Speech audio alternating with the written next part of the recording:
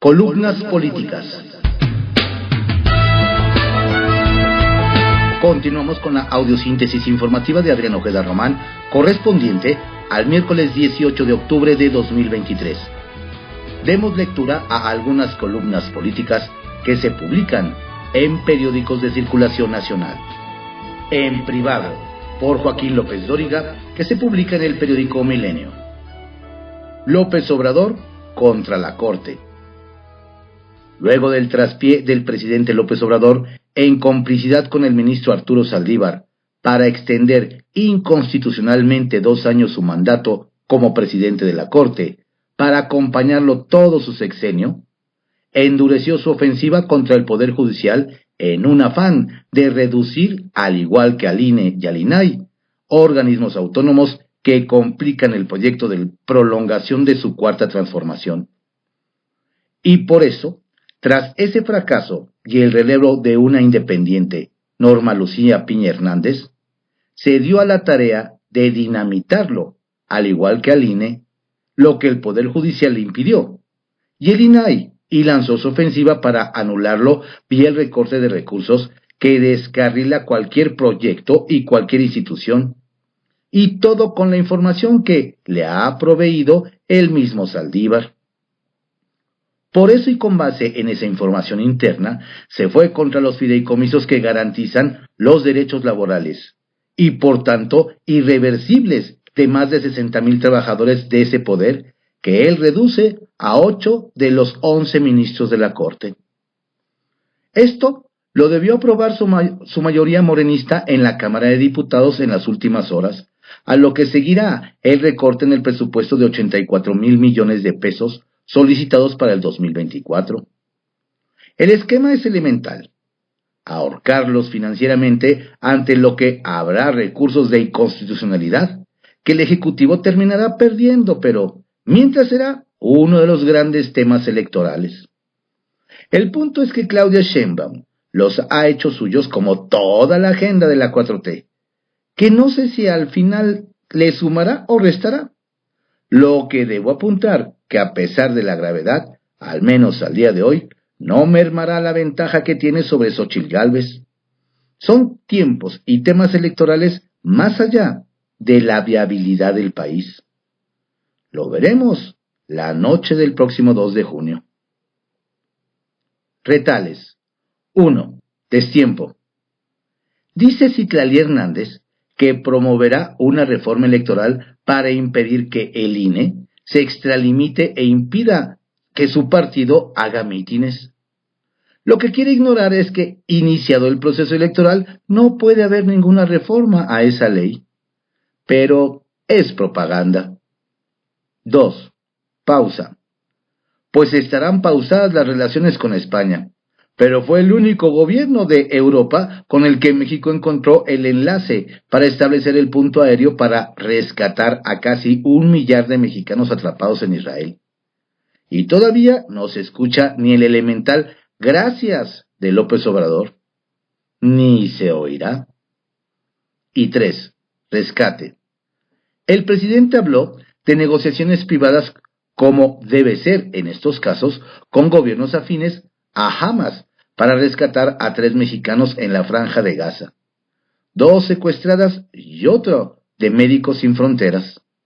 Solo así entiendo el viaje de Alicia Bárcena a Caracas para invitar a Nicolás Maduro a la cumbre del domingo en Palenque, cuando ya había confirmado su asistencia. A Arsenal, por Francisco Garfias, que se publica en el periódico Excelsior. Un despojo disfrazado de extinción de fideicomisos. El mundo al revés. AMLO logró sacar a la calle a miles de trabajadores del Poder Judicial que protestan por el despojo de 15,000 millones de pesos, reunidos en 13 fideicomisos asociados con pensiones complementarias y apoyos médicos extraordinarios. Ya hubo golpes y empujones entre manifestantes y policías. Escenas insólitas como la quema de piñatas con la figura de AMLito, bloqueos en avenidas y calles. El malestar de los trabajadores sube, pero a los diputados oficialistas no les importó. Entre gritos, arrebatos, descalificaciones y desorden, la mayoría en la Cámara de Diputados perfilaba la aprobación del atraco, sobre pretexto de acabar con los privilegios de los machuchones del Poder Judicial. Ya desde la mañanera, el tono del presidente anunciaba lo que se venía, con palabras despectivas hacia los trabajadores del Poder Judicial. Dicen, por ejemplo, vamos a hacer un paro. O sea, pues sí, se van de vacaciones no sé cuánto tiempo, si no trabajan. O sea, se tardan. Bueno, hay miles de personas que tienen 10 años sin sentencia. ¿Qué van a hacer? ¿Huelga de brazos caídos? Pues si siempre están. El presidente no eludió el tema de la quema de su figura en las protestas. Lo abordó con ese lenguaje populista que utiliza a los más vulnerables para alcanzar sus fines. No importa que quemen mi piñata de AMLito, no me importa nada, porque está como cuando insultan. Pero fíjense, la quema de una piñata o un insulto, y aquí ahorraríamos para darle becas a los más pobres. Los 15,000 millones de privilegios que se entregarían para becas, por ejemplo. ¿Saben a cuántos niños les llegarían las becas de primaria? ¿Niños pobres? A más de 2 millones de niños pobres, dijo. 15,000 millones de privilegios. La oficial mayor de la Suprema Corte de Justicia de la Nación, Gisela Morales González, desbarató ayer en San Lázaro el discurso de los privilegios. Recordó que en 2018 la Auditoría Superior de la Federación revisó esos mismos fideicomisos y en ninguna parte encontró un manejo inadecuado. 6 de ellos, dijo, sirven para garantizar derechos laborales de los trabajadores. Reveló también que la Suprema Corte de Justicia de la Nación y el Consejo de la Judicatura reintegraron a la Tesorería de la Federación 2,895 millones de pesos. No transferimos subejercicios a los fideicomisos. Las disponibilidades las reintegramos, aseveró. En San Lázaro había prisa ayer por aprobar la iniciativa que no solo extingue los fideicomisos, sino que es una violación flagrante a la división de poderes. La urgencia se explica por la necesidad de no dar más tiempo para que los trabajadores del sector judicial amplíen su protesta. Saben que se les puede salir de las manos. Algo de lo que poco se ha hablado, derivado de la extinción de los fideicomisos, es la violación de la división de poderes que consagra la Constitución. El diputado del PRI, José Francisco Yunes Zorrilla, integrante de la Comisión de Hacienda, lo hizo notar en breve charla con este reportero. Es un atropello. Están despojando de recursos y activos del patrimonio a otro poder sin ningún fundamento legal. Es esta lógica de tratar de intimidar, generar algún tipo de merma al principio de división de poderes y de controles constitucionales. Es esta lógica recurrente de encontrar recursos de donde puedan, aun cuando no sean del Poder Ejecutivo, para no disminuir el ritmo del gasto. El problema va a ser la siguiente administración, vaticinó. La extinción de fideicomisos ha sido la tónica de este gobierno. El año pasado lo hicieron con el Fondo de la Financiera Nacional. Hoy lo hacen con el Poder Judicial. La ley no prevé que puedan extraerse hacia la Tesorería Federal. El atraco será controvertido por la oposición ante la Suprema Corte de Justicia de la Nación. Serán los ministros de ese Tribunal Constitucional los que tengan la última palabra. Morena anunció que no suspenderá la gira La Esperanza Nos Une, que realiza la virtual candidata presidencial de la coalición Juntos Haremos Historia, Claudia Sheinbaum, a pesar de que el INE le prohibió realizar actos masivos en sitios abiertos. Mario Delgado, presidente del Guinda, dice que las medidas cautelares del instituto se basan en un supuesto que no es aplicable a su partido, debido a que son multitudinarios. El INE asume que estos son a población abierta. No entienden que Morena es un partido de millones. No podemos tener como nuestros adversarios eventos chiquitos, porque ellos no juntan gente, dijo en rueda de prensa. Sheinbaum y Delgado visitarán esta semana Morelos, Ciudad de México, Zacatecas, Aguascalientes, Guanajuato y Baja California. Para taparle el ojo al macho, al inicio de cada evento solicitarán a las personas que no sean militantes o simpatizantes que se retiren del lugar. El sábado visitarán Los Ángeles, California. Hay un acto público en la famosa Plaza Olvera, ubicada en el barrio mexicano. Estrictamente personal, por Raimundo Riva Palacio, que se publica en el periódico El Financiero. Corrupción sin freno. Una vez más, el presidente Andrés Manuel López Obrador presumió que el combate a la corrupción ha traído grandes beneficios para el país. Por ejemplo, el buen rendimiento de la economía, lo que es una falacia, y que todo lo que ha hecho es gracias a los ahorros que se hicieron cortando las alas de los mano larga, lo que también es mentira. El combate a la corrupción es una de las grandes mentiras de su administración, pero su teflón es impresionante, porque pese a que la mitad de los mexicanos dice que va muy mal la lucha contra esa epidemia, según la última encuesta de aprobación de El Financiero, sale impune porque no lo vinculan con su gestión o le perdonan la robadera en su gobierno. Regodearse con humo de que ha sido muy eficiente la erradicación de los corruptos fue un distractor lanzado ayer, o al menos eso pareció, para neutralizar las críticas sobre un camarada de su hijo Gonzalo, Alberto Becerra, que saltó de ser maestro en una escuela con 31 alumnos y director e instructor de una escuela de salsa y bachata, a ser miembro de la ayudantía presidencial y dirigir ahora el Instituto para devolverle al pueblo lo robado, uno de los varios organismos orwellianos creado en el actual gobierno que han resultado un fracaso. El nombramiento de Becerra debió anticipar el equipo presidencial y iba a generar comentarios negativos. Fue peor.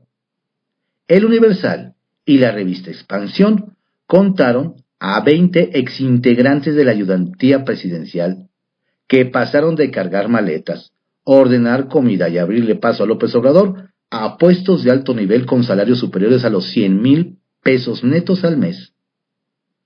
La Organización Mexicanos contra la Corrupción y la Impunidad enumeró los 5 amigos de Gonzalo que lograron el triple salto mortal hacia el cielo, como Becerra, y recordó los cercanos de otro hijo del presidente, Andrés, que los ha colocado donde hay negocios o donde se manejan los dineros del erario. Y esto sin contar con la parentela en la nómina del gobierno, lo que podría incurrir en una violación de la ley de responsabilidades de funcionarios públicos. Eso del combate a la corrupción ha sido una charada. La cancelación del aeropuerto en Texcoco es la síntesis de ello. El alegato de López Obrador fue que lo hacía por la corrupción que se había dado con la especulación de bienes raíces. Pero hasta ahora nadie ha sido acusado. En cambio, ha habido revelaciones documentadas de corrupción en la construcción del aeropuerto Felipe Ángeles y el Tren Maya. Tras el escudo de limpiar la corrupción de arriba para abajo, se consolidó la compra de medicamentos, pero de una manera tan ineficiente que el gobierno terminó comprando a quienes les había quitado el monopolio de la distribución de medicinas, sin haber podido resolver el problema del abasto, como tampoco lo pudo hacer con la distribución del combustible al iniciar el sexenio, que cubrieron con la mentira de la guerra contra el huachicol. La corrupción, de acuerdo con empresarios y personas que tienen tratos con el gobierno, está como nunca antes, en términos de porcentajes que piden por entregar licitaciones o hacerlas a modo. No todos reclaman, pero hay algunos que sí.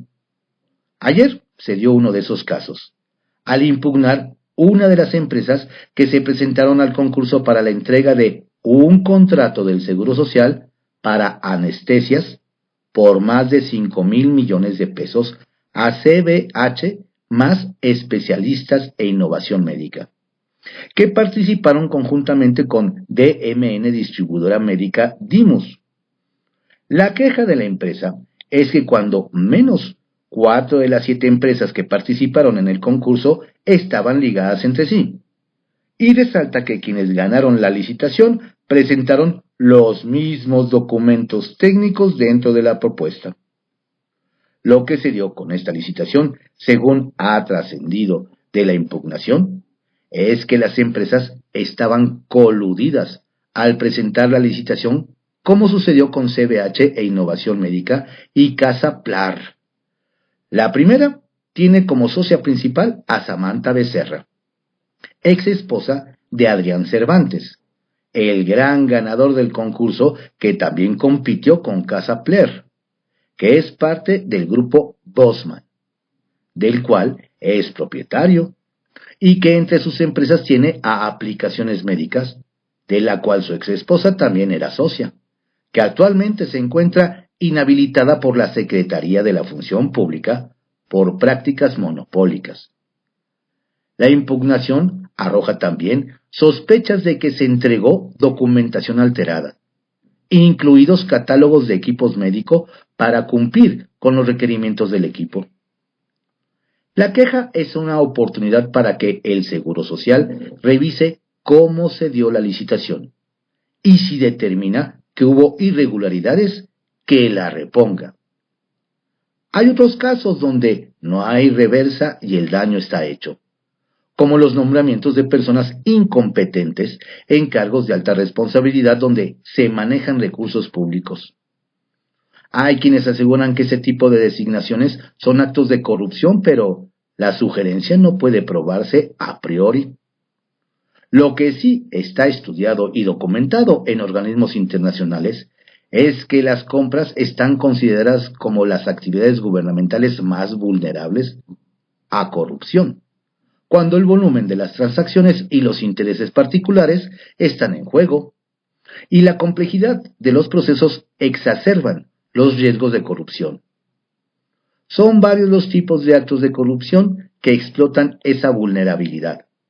Se ha probado como la malversación de fondos, los sobornos, fraudes en la evaluación de las licitaciones, contratos y obligaciones.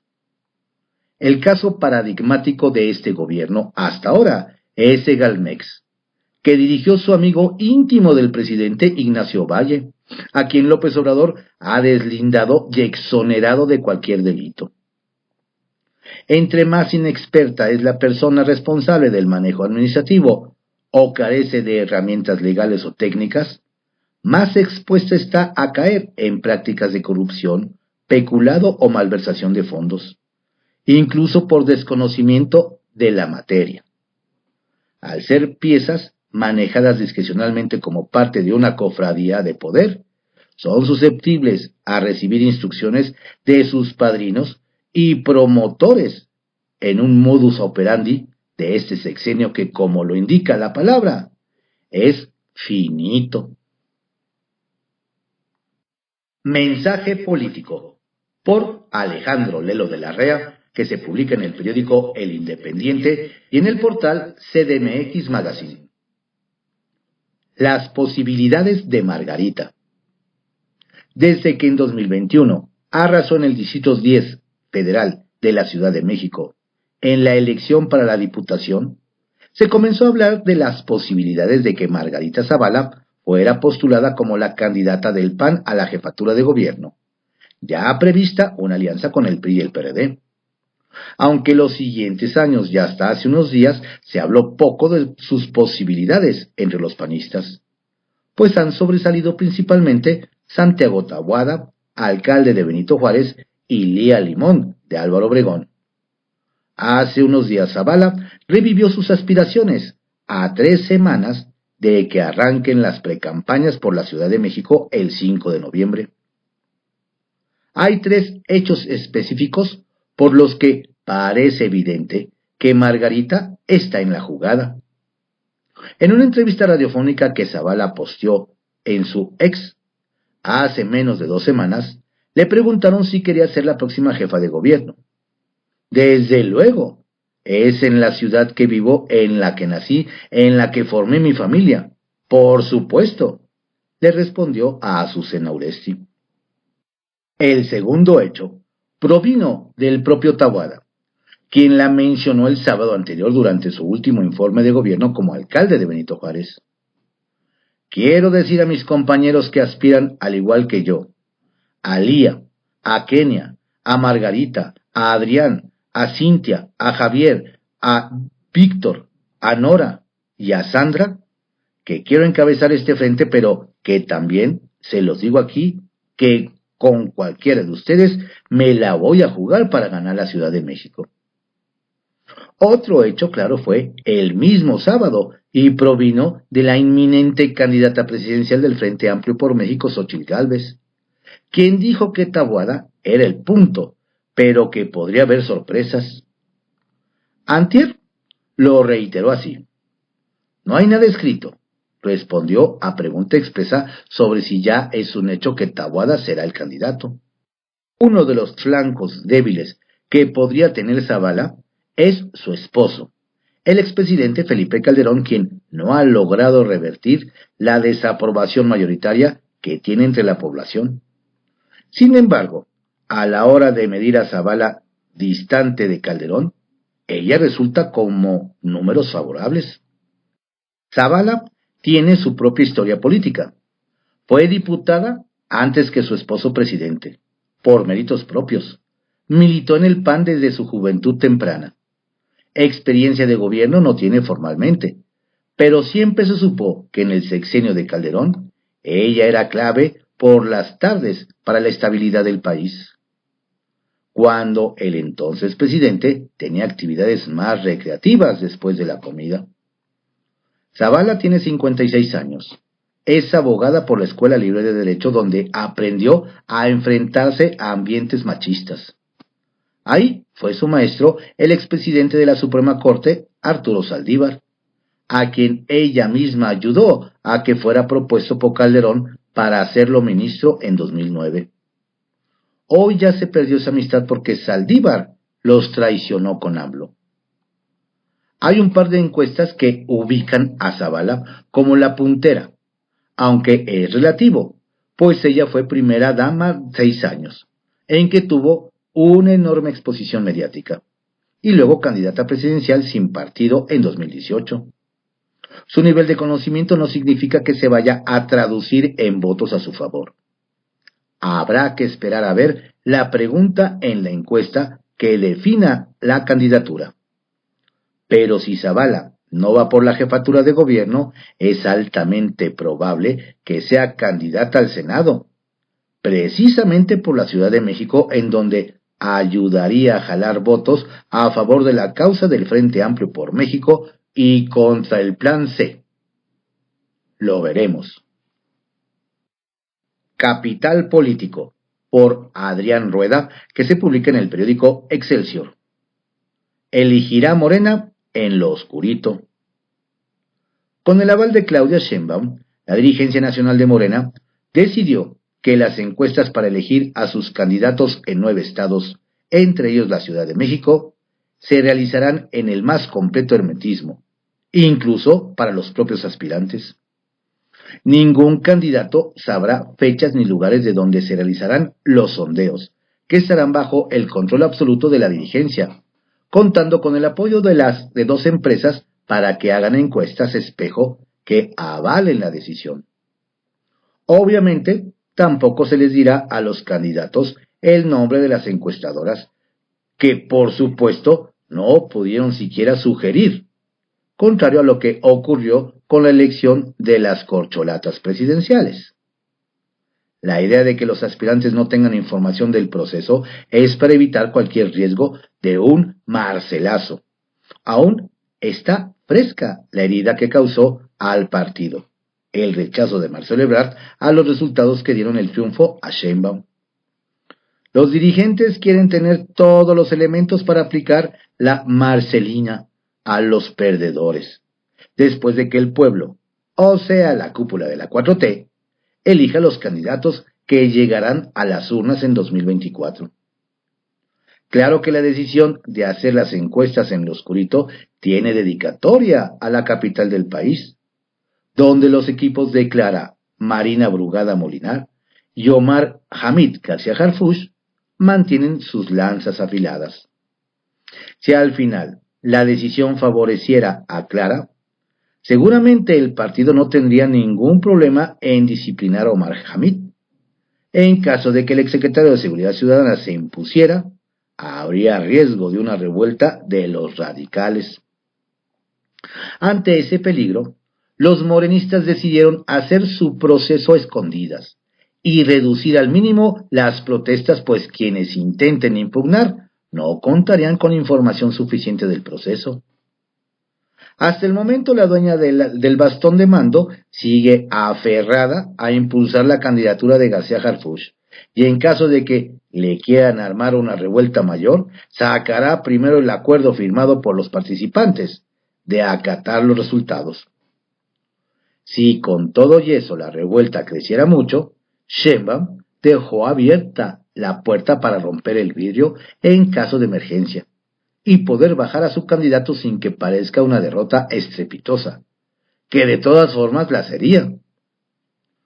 La ex jefa de gobierno se ampararía en la decisión del otrora odiado INE, que ordenaría a los partidos designar al menos a 5 mujeres en las 9 candidaturas en disputa, y que una de ellas fuera la capital de la República. Ese sería el pretexto de Claudia para amortiguar un poco el golpe en caso de que se concretara. Centavitos. Lejos de la parafernalia que se armaba en Donceles cuando comparecía García Harfuch, ayer estuvo en el pleno el nuevo secretario de Seguridad Ciudadana, Pablo Vázquez, como parte de la glosa del informe de gobierno capitalino. Los huecos en las curules fueron evidentes, y la comparecencia estuvo llena de mensajes. La fiscal Ernestina Godoy se fue cuando los diputados posicionaban sus temas. Le siguió Rafa Guerra, presidente del Tribunal de Justicia de la Ciudad de México. Y al término de la comparecencia, si alguien hubiera pedido rectificación de quórum, se habría tenido que suspender la sesión. Hubo diputados de oposición que no saludaron a Godoy. También de la 4T que no aplaudieron cuando se reconoció el trabajo del exsecretario de Seguridad Ciudadana. Entre ellos Valentina Batres, Héctor Díaz Polanco y Gerardo Villanueva, por ejemplo. Se ve, se siente, la división está presente. Teléfono Rojo, por José Ureña, que se publica en el periódico 24 Horas.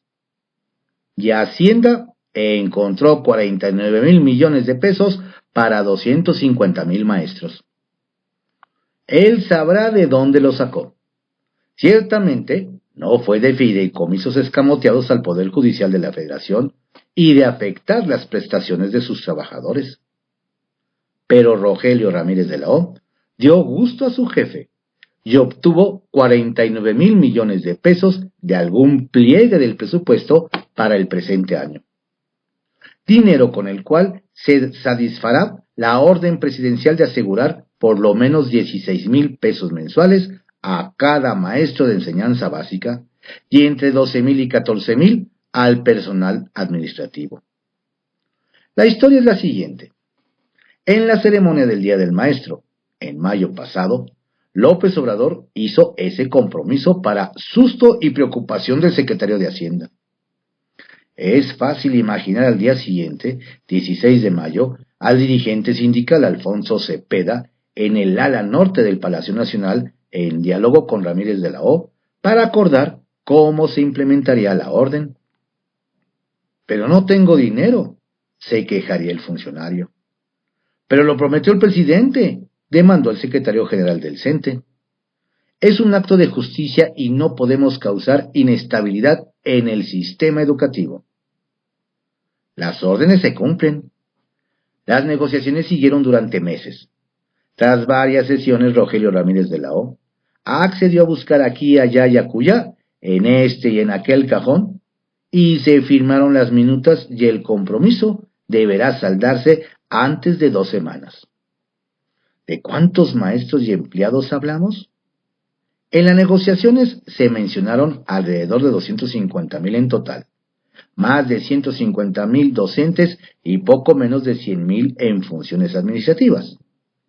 Todo debe quedar normalizado a más tardar el martes 31 de octubre con 2 obligaciones adicionales.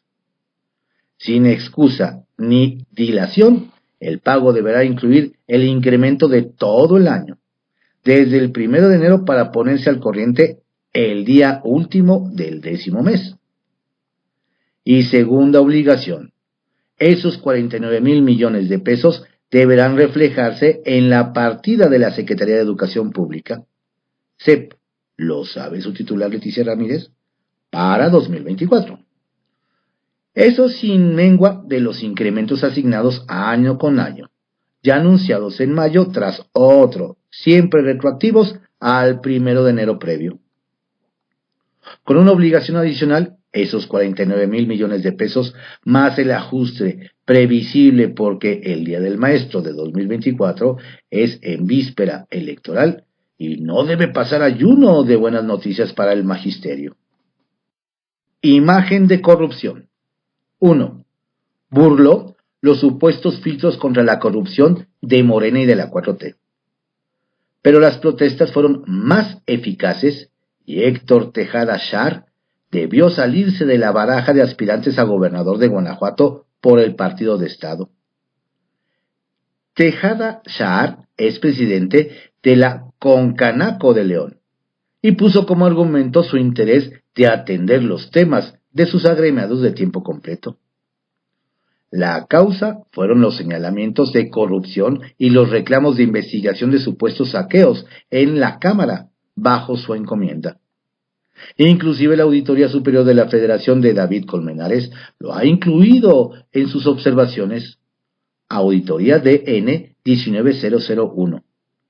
Por más de 291 millones de pesos. Y 2. Los aficionados al básquetbol deben estar felices. Easy se ha asociado con la NBA, la mejor liga del mundo, y desde este mes transmitirá el torneo de los programas del canal NBA TV. La señal puede verse en el canal 514 de Easy, inclusive con jornadas dobles, y la selección puede hacerse en la carta en la NBA League Pass. Estas fueron algunas columnas políticas que se publican en algunos diarios de circulación nacional y portales informativos en la audiosíntesis informativa de Adrián Ojeda Román, correspondiente al miércoles 18 de octubre de 2023. Tenga usted un excelente día. Cuídese mucho. Lo invito a que visite nuestro sitio y se mantenga informado a lo largo del día en www.cconoticias.info. Saludos cordiales de su servidor, Adrián Ojeda Castilla.